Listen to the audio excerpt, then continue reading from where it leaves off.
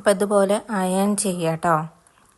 Iron ചെയ്താൽ അതിൻ്റെ ഓരോ വരകളും നമുക്ക് കറക്റ്റായിട്ട് അടയാളപ്പെടുത്തിയെടുക്കാൻ പറ്റും. അപ്പോൾ മാർക്ക് ചെയ്തെടുക്കാൻ വേണ്ടിയിട്ട് എളുപ്പത്തിന് വേണ്ടിയിട്ടാണ് അതിങ്ങനെ ഫോൾഡ് ചെയ്തിട്ട് നമ്മൾ അയൺ ചെയ്തെടുക്കുന്നത്. അതിന് ശേഷം ഇതുപോലെ ഓപ്പൺ ചെയ്ത് വെക്കുക.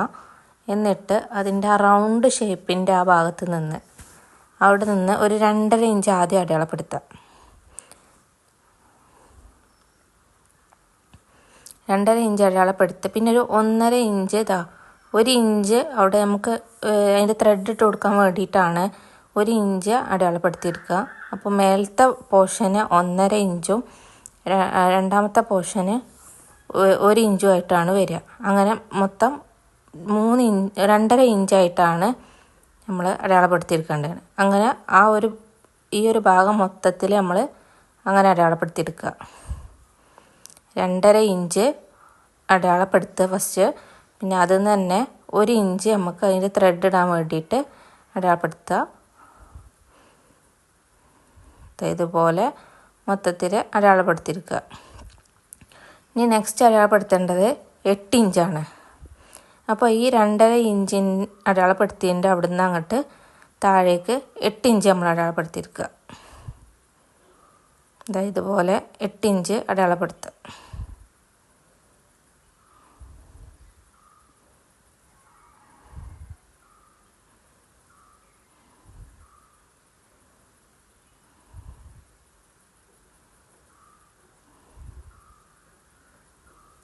അപ്പോൾ ഇതും ഇതുപോലെ മൊത്തത്തിൽ അടയാളപ്പെടുത്തിയെടുക്കുക.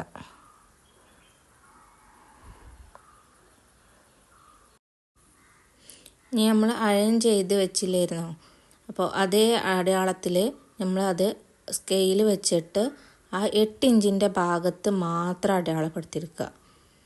അപ്പോൾ നമുക്ക് 4 ഇതുപോലെ ഈ ഒരു പോർഷനിൽ 4 വരായിട്ട് കിട്ടും.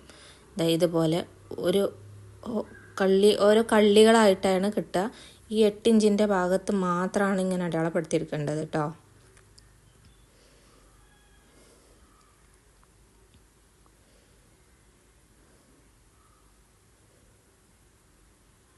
ഓരോരോ കള്ളികളായിട്ടാണ് നമുക്കത് കിട്ടുക. അത് നല്ല അയൺ ചെയ്താലേ ഇങ്ങനെ നമുക്ക് പെട്ടെന്ന് നമുക്ക് അടയാളപ്പെടുത്തിയെടുക്കാൻ ഈസി ആയിട്ടു.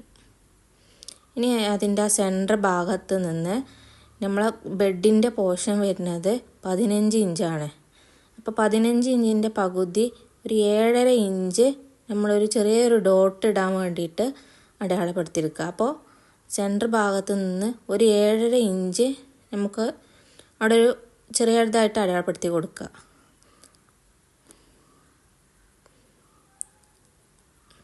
അങ്ങനെ ഈ ഒരു 3 ഭാഗത്തായിട്ടാണ് അടയാളപ്പെടുത്തിയെടുക്കേണ്ടത് കേട്ടോ.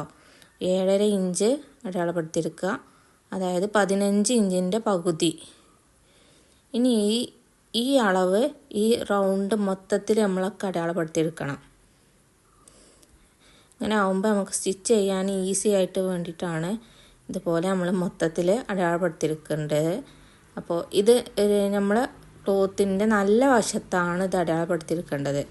അതായത് ബെഡിൻ്റെ മുകൾക്ക് വരുന്ന ഭാഗത്തേക്കാണ് ഇത് അടയാളപ്പെടുത്തിയെടുക്കേണ്ടത്.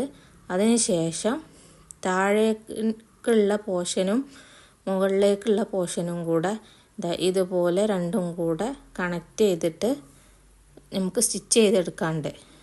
അപ്പോൾ അതിന് വേണ്ടിയിട്ട് ഈ 2 ക്ലോത്തും കൂടെ ഒന്നിച്ച് റൗണ്ട് ഷേപ്പിൽ വെക്കുക.